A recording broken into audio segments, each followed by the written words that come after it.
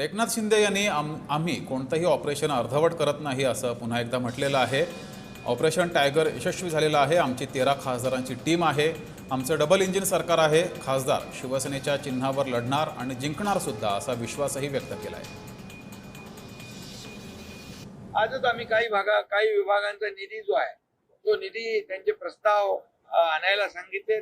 काही निधी जो आहे त्यांना तात्काळ देण्याच्या सूचना देखील मी दिलेल्या आहेत आणि त्यामुळे आता जो विकास निधी मतदारसंघाचा विकास हा त्यांचा अजेंडा होता आणि त्याला आम्ही सुरुवातही केलेली आहे।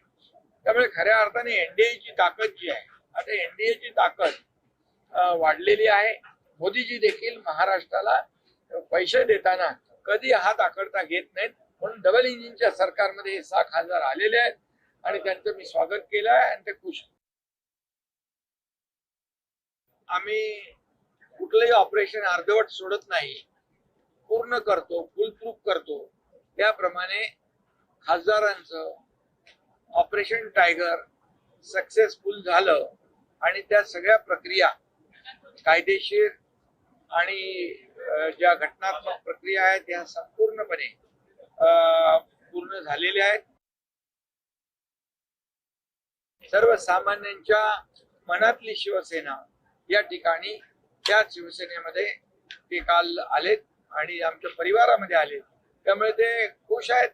आमचे आता अगोदरचे 7 खासदार, हे 6 खासदार, आता एक मोठी टीम तयार झालेली आहे 13 खासदारांची।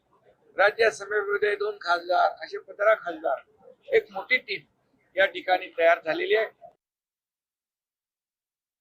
ज्या 6 खासदारांनी